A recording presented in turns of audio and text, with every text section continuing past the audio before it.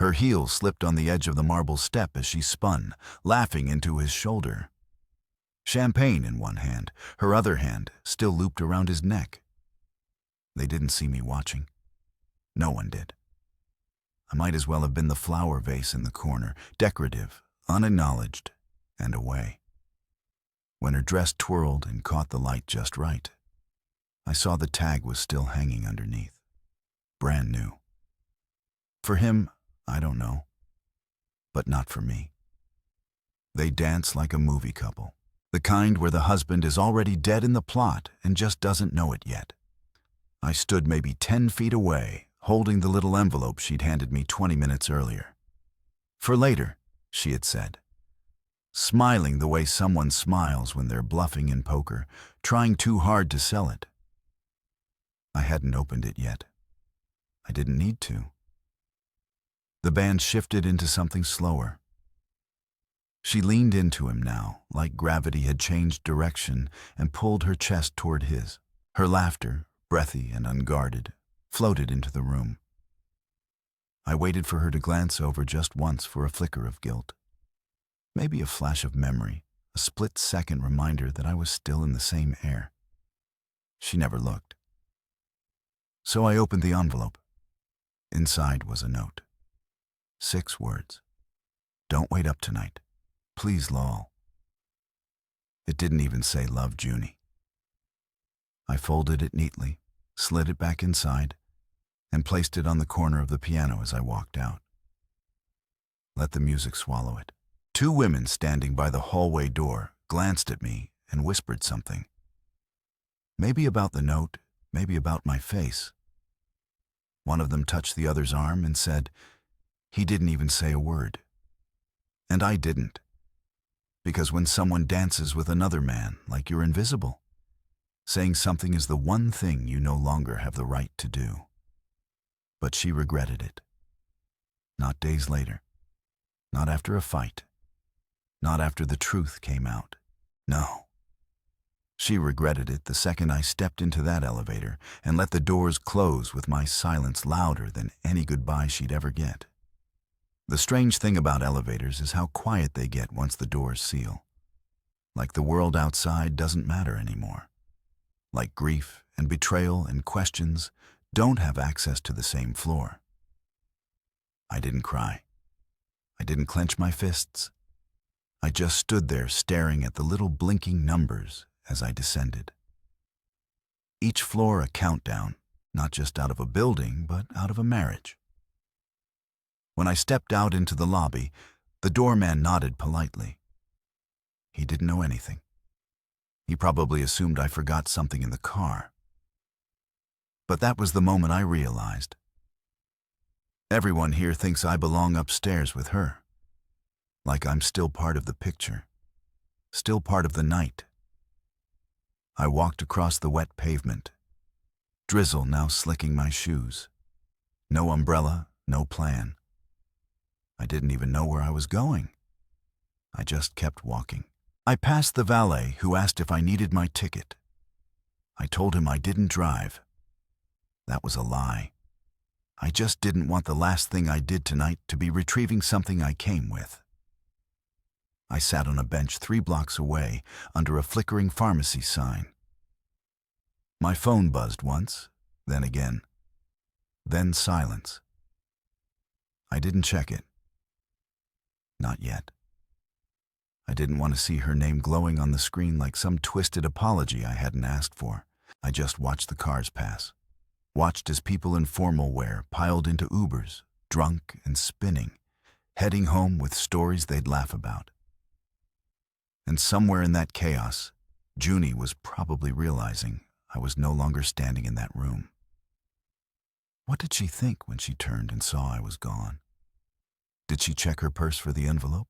Did she panic? Did she suddenly remember the man she married? Or did she keep dancing, holding on to Arlo like he was some reward for surviving 9 years of quiet marriage? I finally unlocked my phone. 3 missed calls, 2 texts. Lel, where are you? Can we talk? Please come back. I stared at the second message. Please come back. like I was just outside getting air, like nothing irreversible had happened. I put the phone in my pocket. I wasn't angry. That's what people don't understand. Betrayal doesn't always scream. Sometimes it sits quietly next to you like a shadow you can't shake. Half an hour later, I was in a diner. Red vinyl booths, fluorescent lights, that strange hum of a refrigerator in the back. I ordered coffee I didn't drink. I just needed a place that didn't smell like perfume and jazz and someone else's hands on my wife. And then she walked in. Junie, no jacket, hair down now, breathless like she'd been running. Her eyes scanned the room and locked on me. I expected a storm, a scream, a dramatic monologue. But all she did was walk over and whisper, "Can we please go somewhere private?" I stared at her. I stared hard. And for the first time in a long time, I didn't feel the need to protect her feelings before my own. "No," I said. "You danced with him like I was invisible. So maybe you should go ask him for privacy." She blinked once, twice, and then her world, the one she thought she had under control, began to crack right in front of me. She sat down across from me anyway. Junie didn't speak right away.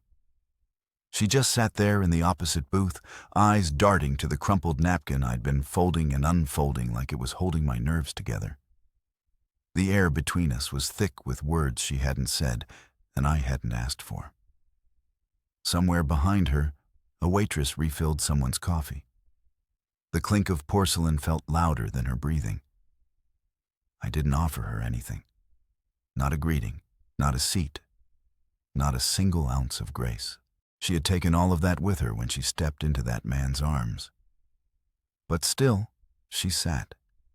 Still, she stared at me like the truth could somehow fix what she'd danced away from. Finally, she spoke. Lowell. It wasn't what it looked like. I actually laughed. It came out more like a cough, but it was there. That raw, disbelieving sound that bursts out when someone insults your intelligence straight to your face. I didn't say anything in response. I just leaned back, arms folded, waiting to see which lie she'd pick first. "I didn't know he'd be there," she said quickly, as if speeding through it would make it more believable. "Arlo just showed up. He's Breer's nephew." I didn't know. I shook my head slowly, deliberately. "You didn't know he'd be there," I repeated. "But you sure danced like you were waiting for him." "That's not fair," she shot back. But her voice was trembling. "It was just a dance." "No," I said, leaning in slightly. "It was just the moment you stopped pretending you still saw me." That shut her up. And then, as if scripted by whatever cruel force was directing this scene, her phone vibrated loudly, face up, and I saw the name flash across the screen before she had a chance to turn it over. Arlo. We both stared at it. She made no move to answer, no explanation, just silence. My chest tightened in a way that didn't feel like heartbreak anymore. It felt like clarity, like confirmation, the kind that makes you breathe different. "Answer it," I said. She blinked. "What? You heard me. Answer." "On speaker." She looked stunned, not ashamed, not guilty, trapped. Her thumb hovered over the screen, then retreated.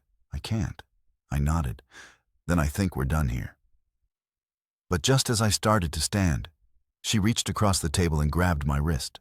Not hard, but desperately, like letting me go would mean drowning. "Okay," she whispered. "Okay." I didn't know he'd be there, but I did talk to him earlier this week. I sat back down, not because I was ready to listen, but because I knew the next part would be the real story. The part she had rehearsed 100 times in her head, never thought she'd actually have to say out loud. "I ran into him at a bookshop a few months ago," she began, voice cracking. He was different, more mature, confident, and I don't know, LOL. I missed feeling seen. That word hit me like a punch to the stomach. I made a mistake. I flirted. He flirted back. We messaged a little. Just dumb stuff. But I swear nothing happened. I didn't respond. Not yet. I just watched her fidget twist her napkin into nervous knots. She wasn't telling me everything. I could feel it. There was a layer beneath her voice, something curdled with guilt, but not regret. "So that message you left me in the envelope," I finally asked. "The one that said, 'Don't wait up tonight.' What exactly did that mean? If you weren't planning anything." Her mouth opened and then closed. That's when I knew she had written that note before the party even started. She hadn't been improvising. She hadn't been caught off guard. She had been preparing for this, for his presence, for a version of the night that didn't include me. And yet, she sat across from me now, crying like she wanted forgiveness for a plan that had only fallen apart because I'd refused to play my part as the blind husband. I stood again slower this time. She didn't grab me this time. She didn't plead. But as I turned to walk out of the diner, I heard her whisper something that chilled me in a way her confession hadn't. "I didn't think you'd actually leave. I didn't turn around because that was the problem all along." She never thought I would. I didn't go home that night. I didn't even go to a hotel. Instead, I drove. No destination, no plan, just miles of highway and radio static. I passed exits I couldn't name. Gas stations lit up like islands in the dark. Somewhere around 3 a.m., I pulled into a 24-hour laundromat parking lot and fell asleep in the driver's seat with my jacket as a pillow. That's what you do when your life collapses in the middle of a perfectly normal evening. You downgrade your dignity to something that fits between car doors and broken sleep. When I woke, my neck ached, and the sun was already high enough to make everything seem annoyingly real. I washed my face in the restroom of a diner that didn't ask questions and ordered eggs I barely touched. I kept checking my phone like it owed me something. A clearer message, a final confession, a version of reality where this was all some terrible miscommunication. But no. Just silence. Junie hadn't called. No new texts. No, where are you? No, come back. But that wasn't what got me. It was what came next. When I finally turned my phone off airplane mode, a notification popped up from a guy named Mason. I barely knew him. He was some mutual acquaintance from one of June's work events a year ago. Photographer, I think. Cool guy. We hadn't spoken since the night I helped him carry gear down a staircase after an outdoor wedding. The message was simple. "Hey man, I wasn't sure if I should say anything, but you deserve to know. I was at the party last night. Something felt off. You okay?" Something about that text hit differently. Not just concern, knowledge. He was at the party. He saw what I saw, maybe more. I replied, "What did you see?" "Be honest, I won't freak out." Seconds later, he sent a photo. I stared at the screen for a long time before it registered. It was blurry, grainy, taken at a weird angle, but unmistakable. It was Junie and Arlo outside on the rooftop balcony. Her hand was on his chest. His lips were against her forehead. She wasn't pulling away. She was smiling. The timestamp 11 minutes before I opened that envelope. She already knew she wasn't coming home that night. I called Mason immediately. He picked up fast. "LOL," he said, voice tense. "Man, I wasn't going to get involved. But when I saw you walk out and then saw her still with him, I don't know. It just didn't sit right." "Was it just that one moment?" I asked. He hesitated. "No, they were out there for a while. I think a few people noticed."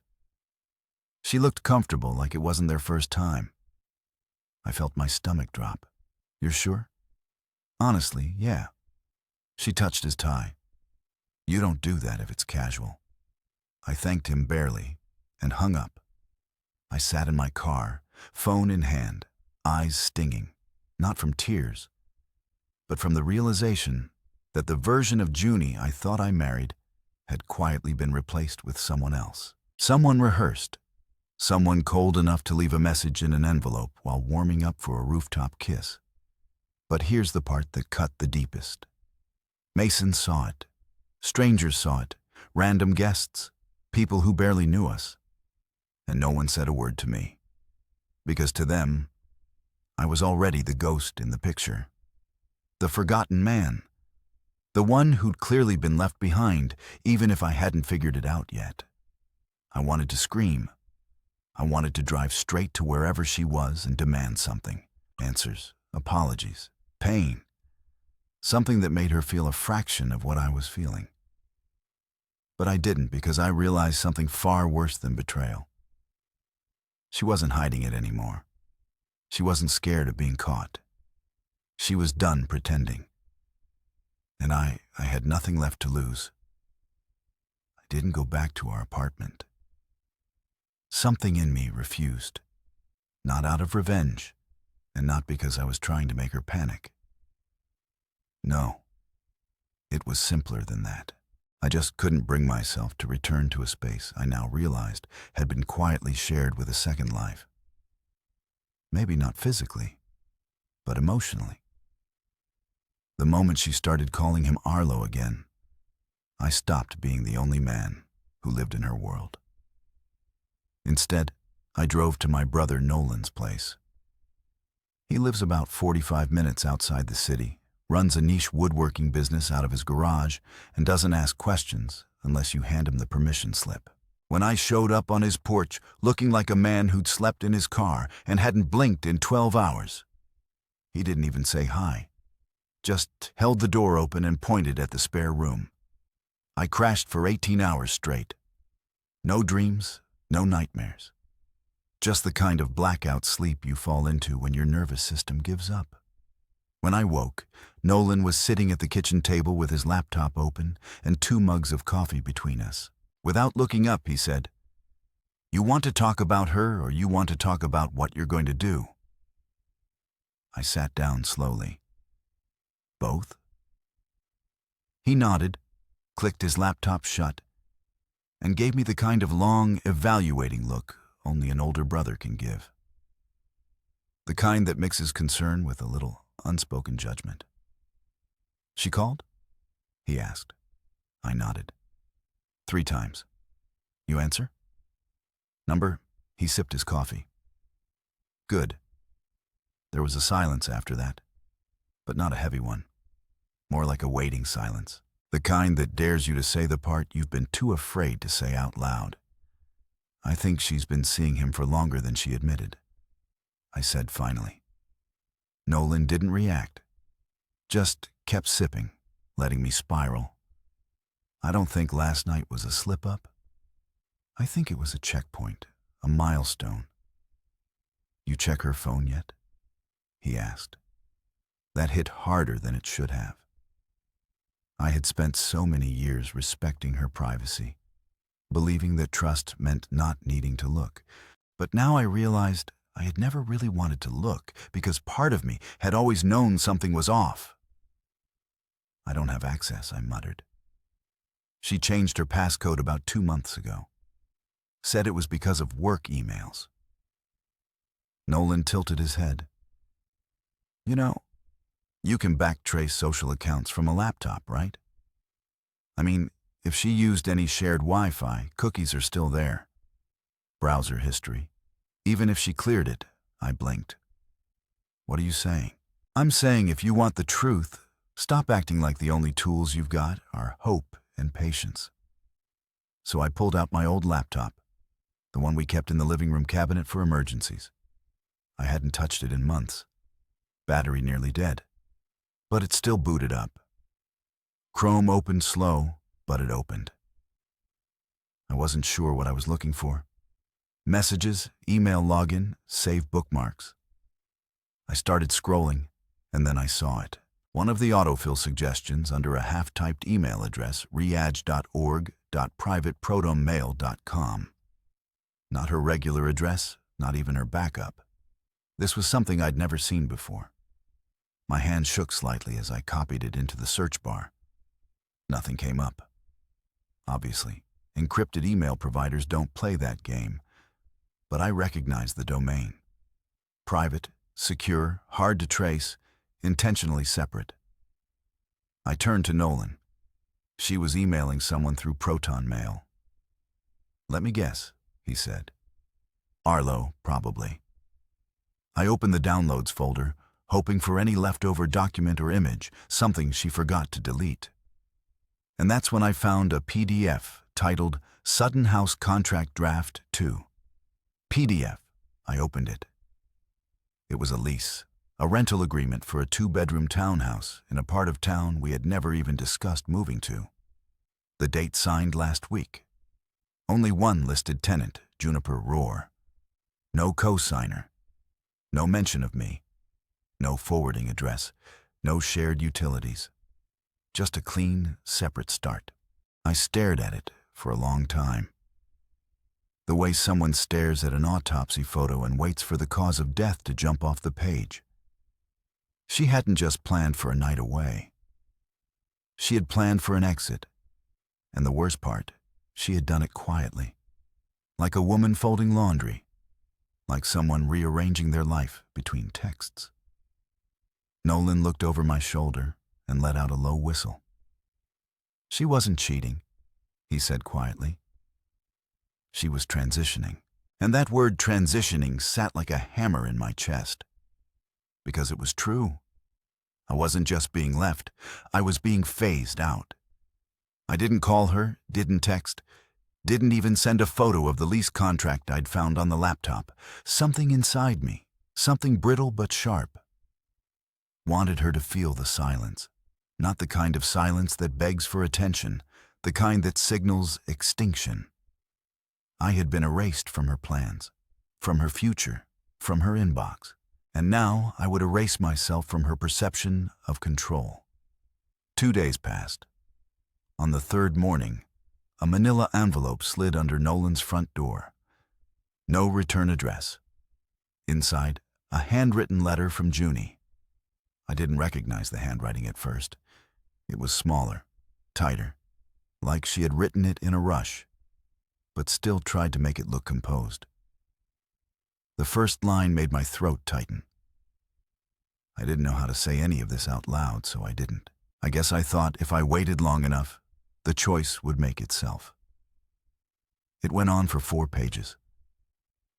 No apology, not a real one anyway, just explanations. She wrote that she felt like our lives had calcified, like we were still together because it was easier than ending things. She said she hadn't intended to meet Arlo again. She called him a spark she didn't know she still needed. She said it wasn't about him. Not really. That it was about her, about rediscovering herself, about reclaiming space. I stopped reading because buried under all the self-discovery and poetic phrasing was the same truth I already knew. She had been preparing to leave me while still kissing me goodnight. But it wasn't over. Not yet. Later that afternoon, I drove to the leasing office listed on the rental contract. I wanted to see the place with my own eyes, not to make a scene, just to know what kind of life she had built for herself behind my back. The building was modern, too clean, not the kind of place we ever talked about moving to. A young woman at the front desk gave me a polite smile and asked if I needed help. I told her I was interested in a unit and had seen a listing recently for a 2-bedroom. She smiled and tapped a few keys. Actually, that one was just leased last week. Tenant's name is Roar, right? I froze for half a second, then nodded. Oh yeah. She and her partner came by twice before signing. Super friendly. I think they're planning to move in early next month. I blinked. Her partner. The woman tilted her head. Yeah, the guy she came with. Tall, kind of grayish hair. He seemed a little protective. She let him speak for most of it. That wasn't Arlo. I felt the ground shift under me. I stepped back, thanked her quickly, and left, my heart pounding in my chest like it had been wound too tight. Who the hell was this other man? Had she been with more than one person? Was Arlo just the one she got caught with? Back in the car, I did what I swore I wouldn't do. I opened her social media. Most of her posts had been wiped, photos archived, friends list hidden, profile descriptions trimmed down to a minimalist bio. But there was one thing she forgot to make private. An event RSVP from 2 weeks ago, a gallery opening, small, local, hosted by a man named Kieran Galloway. I didn't recognize the name, but when I clicked on his profile, everything became clearer. Photos of abstract sculptures, candid shots of guests at openings, comments from Junie on multiple posts, emojis, inside jokes. One post stood out. A black and white portrait of Junie backlit, captioned, "Simply Muse." My stomach dropped. This wasn't some one-night curiosity. This was curated, ongoing, intimate. I zoomed into the photo. There was a shadow in the corner, a silhouette partially cropped out. Not Arlo Kieran. And now I saw it. The softness in her eyes, the smirk on her lips. A familiarity that didn't belong to a woman stumbling into something new. This wasn't an affair. It was a migration from Arlo to Kieran. Or maybe both. Or maybe I was just the space between whoever she was really with. I sat there trembling with a fury I hadn't earned the right to express. She had already rewritten the story of us. And in her version, I was just a side character who overstayed his welcome. But she had made one miscalculation. She thought she'd gotten away with it cleanly. And now I was standing in the middle of the mess she left behind, finally beginning to understand what role I really played in her life. I wasn't the husband she betrayed. I was the ghost she forgot to bury. I didn't go to Kieran's gallery to make a scene. I didn't even go intending to talk to her. I just needed to see it to feel what she'd built with her lies. There's something surreal about realizing your partner didn't just betray you behind closed doors, but performed that betrayal for an audience framed in spotlights and wine glasses like it was a personal renaissance. I had to witness the shrine she'd built from the pieces of our silence. The gallery sat tucked between an artisan bakery and a boutique pet spa. Of course it did. Everything about it screamed curated bohemia. Exposed brick, string lights, a single handwritten Galloway logo above the door in lowercase, like it was too cool to need capital letters. I arrived early before the crowd filled in and blended into the corner like one of the unframed canvases leaning against the wall. No one noticed me. They weren't here for me. And then she walked in. Junie wore a black jumpsuit with an open back. Hair swept up just enough to show the small tattoo. I didn't know she had a line of text curved just below her neck. Free before I knew I was caged.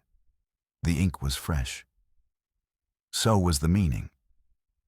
Kieran was already there greeting guests, with that soft, fake humility that artists wear like perfume. He wasn't who I expected. Not flashy, not loud, just calm, neutral. The kind of man who knows he's already won and doesn't need to say it out loud. He kissed Junie's cheek and they laughed about something I'll never know. And in that moment, standing there surrounded by people who applauded the version of her that had left me behind, I realized she had no intention of ever coming back. She had mourned me before I even knew I was dying. But that didn't mean I was done. I waited until the room grew loud, until the music masked footsteps and the wine made everyone bold. And then I walked up behind her close enough to see the way her shoulders tinted the second she recognized the rhythm of my breath. She didn't turn around. Not immediately. Instead, she sipped her drink like she was calculating how to manage the situation, how to minimize the damage, how to survive the exposure. "Hello, Junie," I said softly. She finally turned, smile half-cocked, voice low. "Lel, I didn't think. You didn't expect me to come." I finished. "I know." Karen watched from a few steps away, uncertain but calm, like he'd been warned, or worse, like he already knew everything. I looked at him and said, "You might want to hear this too." Junie tensed. "Lel, not here. Why not? You made everything else public. People were noticing now. Not everyone, but enough." Two women glanced over. One man pretended to admire a sculpture, but kept one eye on us. I didn't raise my voice. I didn't accuse. I just spoke like someone who had waited far too long to stop whispering. "I found the lease," I said. "The one with your name only. I found the emails, the pictures, the letters. You didn't just leave. You buried me in real time. While I was making dinner and folding your laundry, you were busy rehearsing a life where I didn't exist." Junie blinked, but there were no tears this time. She didn't reach for me. No apologies. Kieran stepped forward, awkward but civil. "I think maybe we should." "She never told you I was still living in the apartment, did she?" I said, eyes on him now. "She never said she hadn't filed for anything, that she never spoke the words out loud. Not to me, not even once." He looked at Junie. Her lips parted. Nothing came out. That was all I needed. I nodded. Good to know. And then I walked out. I didn't cause a scene. I didn't scream or throw things or demand explanations. I left the gallery with one truth on my side, that in front of the man she thought was her escape, and in front of the strangers who had replaced our friends, she had nothing to say. In silence, this time wasn't mine. It was hers. But I wasn't finished yet. Because when I got back to Nolan's place, there was a voicemail waiting on my phone. Not from Junie, not from Kieran, from a woman I barely knew. Her name was Carrie, and she was Arlo's wife. I didn't recognize the number when my phone rang that night. I was still standing on Nolan's porch, the gallery confrontation replaying in my mind over and over, like a scene I hadn't really believed would happen until it did. The voice on the line was calm, careful, and just uncertain enough to feel real.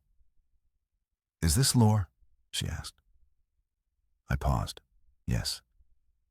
"Who's this?" "My name's Carrie. Carrie Michaels. I think we might be in similar situations." Her voice cracked on that last word, and then she said something that made my whole world shift again. "I'm Marlowe's wife." There was silence. Long, tense, not hostile. Just stunned. "I found your number through an old contact form from the Breer event," she continued. "You were listed as Juniper's emergency contact. I know this is intrusive, but I need to talk to someone who knows what this feels like. Someone who isn't pretending everything's fine." We met the next day at a quiet bookstore cafe halfway between her side of the city and mine. She wore no makeup. Her hair was pulled back like she hadn't bothered to fix it in days. And when she looked at me, it wasn't with pity. It was with recognition. She knew that kind of pain.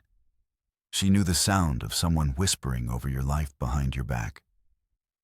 "I found out about Arlo and Junie 3 weeks ago," she said, hands wrapped around her coffee cup like it was the only thing grounding her. "They've been meeting for months." I confronted him. He denied it. Then I found the receipts. Hotel room gifts. A ring. "A ring?" I asked, heart stalling. Carrie nodded. He proposed to her in private, said they'd announced it once their divorces were final. Except Junie never filed hers. "Did she?" I shook my head. "Number?" That's because she wanted to keep her exit options open, she said quietly. Arlo thought she was choosing him. I think Junie was choosing no one. I think she was trying on lies like coats in a store, seeing which one felt warmest. That line stuck with me. We sat there for nearly an hour, not vinning, just stitching our own realities together. And somewhere in that conversation, something strange happened. We laughed. It started small. A comment about Arlo's ridiculous cologne. Then something about how Junie had once said she hated galleries, and yet somehow is now the centerpiece of one. The laughter didn't erase the pain, but it put space between it and us. And in that space, something began to shift. Carrie eventually filed for divorce. Cleanly, quietly, she moved back to Vermont to be closer to her sister. She sent me a message 2 weeks later with a photo of a lake, a dog she rescued, and the caption, "Finally, some silence I like." As for me, I did something I didn't expect. I moved into a tiny 2-bedroom above a print shop near the edge of the city. Not fancy, not curated, but it was mine. I got a dog too. His name's Benson. He's loud, anxious, and afraid of doorbells. Perfect match. And one morning, months later, I got a package. No return address. Inside was a small envelope. Handwritten. No note, no explanation, just a photo. Me from the gallery, standing behind Junie, looking straight ahead. Someone must have snapped it without knowing who I was. But the expression on my face told the whole story. Not pain, not rage, peace. I still don't know who sent it. Maybe Mason, maybe even Carrie. But I kept it because it reminded me that sometimes walking away is the ending. Sometimes the closure isn't a confrontation or revenge. It's the echo of your own footsteps, leaving behind the version of yourself that begged to be chosen.